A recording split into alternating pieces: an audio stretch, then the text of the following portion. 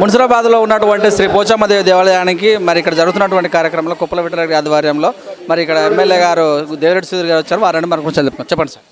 ఇక్కడ పోచమ్మ దేవ టెంపుల్లో ఆలయ ప్రాంగణంలో మానసాదేవి విగ్రహం ఈరోజు ప్రతిష్ఠ చేయడం జరిగింది.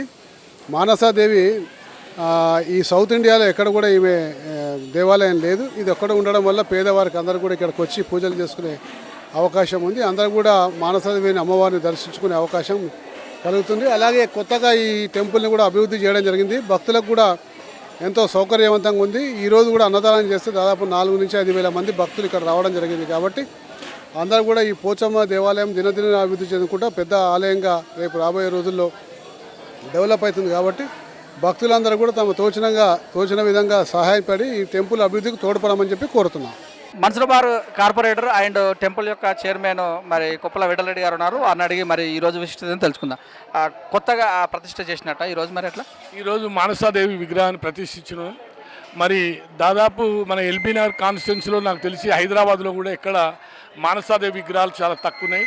ఆ అమ్మవారిని ఇక్కడ భక్తుల కోరిక మేరకు మరి మానసాదేవిని ప్రతిష్ఠ చేసి నాగదేవతకు ఆమె ఆది దేవత కనుక నాగదేవత రూపంలో మానసాదేవిని ప్రతిష్ఠించి కొంగు బంగారంగా కొలిసిన వాళ్ళకు కొంగు బంగారంగా ఇచ్చే తల్లి.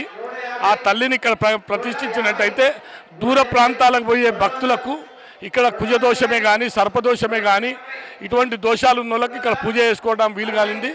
మరి చంద్రశేఖర శాస్త్రి గారు ఈరోజు మరి బాలకృష్ణ పంతులు గారు చంద్రశేఖర శాస్త్రి గారి ఆధ్వర్యంలో కరీంనగర్ వాస్తవ్యులతో ఇవాళ ప్రతిష్ట పెద్ద ఎత్తున జరిగింది.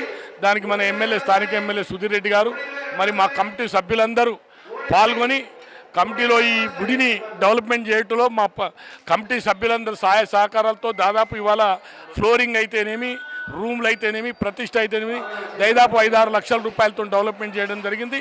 అంతా డోనర్స్ వస్తున్నారు. అమ్మవారి కృపతోని ఇంకా భక్తులు అమ్మవారిని కొలిసినంత వారికి ఇవ్వడం జరుగుతుంది. కనుక తప్పగా అమ్మవారి ఆశీర్వాదం ఈ ప్రాంత ప్రజలు పొంది పూజలు చేసుకొని అమ్మవారి మన్ననలు పొందాలని ఆకాంక్షించు అందరికీ నమస్కారాలు తెలియజేసుకుంటున్నాను.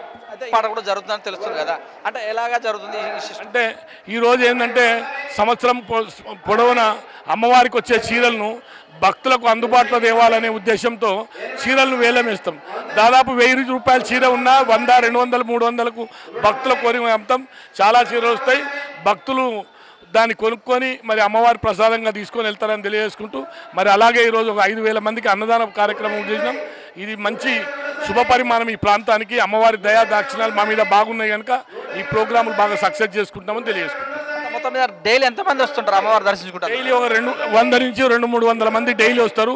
బోనాలకైతే చాలా పెద్ద ఎత్తున ఉంటుంది. 10,000, 20,000 మంది, 50,000 మంది వస్తారు. దసరాకు 50,000 మంది ఇట్లా అమ్మవారిని దర్శనానికి బాగా వస్తారు. ఈ ప్రాంతంలో ప్రసిద్ధి పొందిన పోచమ్మవారి టెంపుల్ అంటే అందరికీ అమ్మవారి మీద గురి, ప్రతి ఒక్కరికి మొక్కుకున్న వారికి కొంగు బంగారంగా ఉన్న విలువేల్పు ఇవి. గారు ఎప్పుడెప్పుడు అందుబాటులో ఉంటారు? మరి గుడి కంటే మెయిన్ పూజారి ఎప్పుడు అందుబాటులో? పూజారి ఉదయం 6-7 గంటల నుంచి 11 గంటల వరకు, మళ్ళీ సాయంకాలం 4 నుంచి 8 గంటల వరకు ఇక్కడనే పూజారి గారు అందుబాటులో ఉంటారు. పూజా కార్యక్రమాలు చేయడానికి కూడా పూజలు 2 పంతులు కూడా ఇక్కడనే ఉంటారు స్థానికంగా. వారికి కూడా రూమ్ ఏర్పాటు చేసినాం. ప్రాంగణంలోనే ఉంటారు వారు కనుక భక్తులు ఎప్పుడు వచ్చినా వారికి అందుబాటులో పూజారులు ఉంటారు. ముఖ్యంగా ప్రతి టెంపుల్లో కూడా అంటే కళ్యాణోత్సవాలు కూడా ఘనంగా జరుగుతుంటాయి. మరి మీ ఈ టెంపుల్లో అలాంటి ఉత్సవాలు ఏమైనా ఉన్నాయా? కళ్యాణోత్సవం ఏం బోనాలకే అమ్మవారికి పెద్ద ఎత్తున బోనాలనే మేము కళ్యాణోత్సవంగా జరుపుకుంటాం. ఈ అమ్మవారికి బోనమే ప్రీతి. ఆషాఢ మాసంలో బోనాలు జరుపుకుంటాం, నవరాత్రులు జరుపుకుంటాం. అవే అమ్మవారికి కళ్యాణాల టైప్లో జరుపుకుంటాం కనుక ఈ 2 కార్యక్రమాలనే పెద్ద ఎత్తున జరుపుకుంటాం. ఎల్బీనగర్ ప్రజలకు మీ యొక్క చైర్మన్ తరఫున ఈ టెంపుల్ తరఫున మరి దర్శించుకొని ఎలా కోరుతారు మీరు? మేము అమ్మవారిని మాకైతే ఇప్పటివరకు దాదాపు ఇవాళ ఒక అబ్బాయి ఐపీఎస్ ర్యాంక్ వచ్చింది, ఐఏఎస్లో కూడా రాసిండు.